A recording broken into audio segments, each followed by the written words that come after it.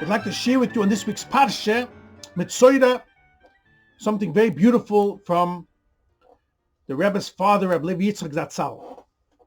In this week's Parshas speaks about the Taharas HaMetzorah, how someone who had leprosy becomes pure, and there's a whole process. We're going to focus on one beautiful inyan, and the reason why, so beautiful, Rabbi Levi Yitzchok explains why this mitzvah and the procedure, how it's done. He brings three karbonos. One of them is called the osham, the guilt offering. Together with that, you bring that osham, and also you have to have a loig shemen, oil the size of a lug, which is like 6 eggs in a cup. And then it says like this, something very unusual, which has to be explained. You take the blood after you slaughter the osham, and the kohen takes some blood, and he puts it on 3 places on the person who had this tsaras, this leprosy. One by his ear. The other one, next he goes to the right thumb.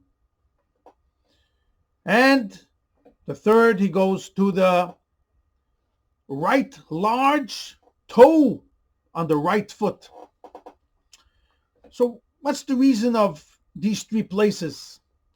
The right ear, the right thumb, and also the bottom large right toe on the right foot. He puts on there the blood. Then he takes the oil, and here he puts it on 4 places. Number 1, he covers the 3 places where he had previously put blood. On top of it, he puts some oil on the ear, on the right thumb, on the right toe. And then he puts some oil on the head. Doesn't put blood on the head, only oil. So 2 questions. By the blood, 3 places. And what's the significance of these 3 places? The head, the thumb, to say a part of the hand, and the foot. The oil, he covers it and also puts an additional place on the head. Explained by Rabbi Yitzchok so beautiful. It says in Chassidus, a person is basically has 4 parts in his relationship to Hashem, corresponding to the 4 letters of Hashem's name. And those are, you have your essence, which is the Yud, a neshama in the a person has. That's a gift from Hashem. Nothing in the world can damage, can hurt, can affect that neshama. It's pure. Tohorahi. It's part of Hashem. That's the Yechidah Shebenefesh, the essence of a Jew. Then a Jew has how he understands Hashem. That's his seichel, called bina. That's the hay. And then you have your feelings, your emotions. That's the vov of Hashem. That's in your heart, the middle part of your body. And then there is the action, the ma'aseh b'poel, and that's the last hay. A Jew can connect to Hashem on all levels. He's supposed to connect to Hashem on all levels. The action of the mitzvah, the avos Hashem, yiras Hashem, the love and the fear he has in his heart, and also how he understands Hashem, and of course with his neshama. Now it's understood, explains the Chassidus, klipa, negative forces, can only affect your mind. How you understand? Sometimes you think not properly, or you're not focusing in using out your chabad, your understanding, your intellect in the proper way. You're using it in negative forces.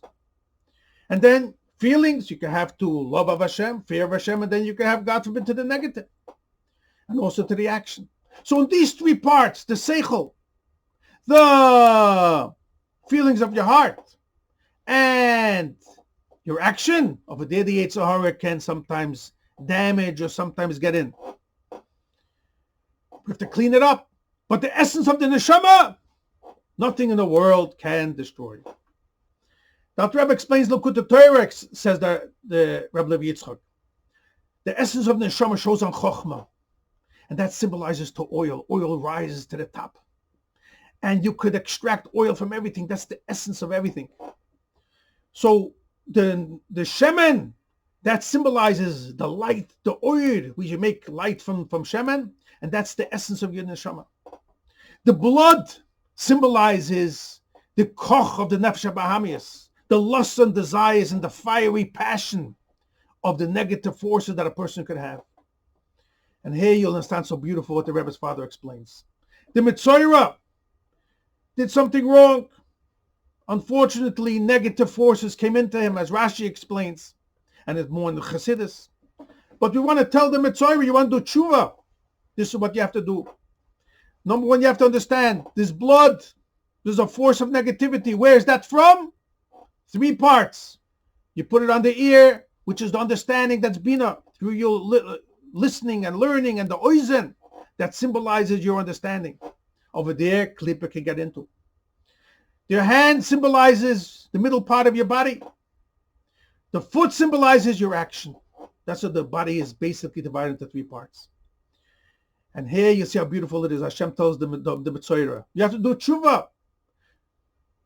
The tshuva has to be in bina, in Zoh, and in malchus, in Hasidic language, your understanding and your feelings and your action. But what should you do? Take the shemen, the oil, which symbolizes your essence of your neshama, the chokhmah, the yud, your essence of what your neshama is, that's always bonded to Hashem. And that should cover up, that should guide, that should navigate the blood. That's why we put blood in these 3 places. On top of it, you put the shemen. And also on the head, the 4th place, symbolizing the highest part of your body, which is your essence, your neshama. That has to affect the other 3. And when a person takes the shemen, the chokhmah, the essence of his neshama, and that affects the other parts, then the person becomes completely connected to Hashem. And that's the true tshuva of the Metzorah. And see how beautiful every detail is so explained in the teachings of Rabbi Levi Yitzchok. Kol Tov Shabbos.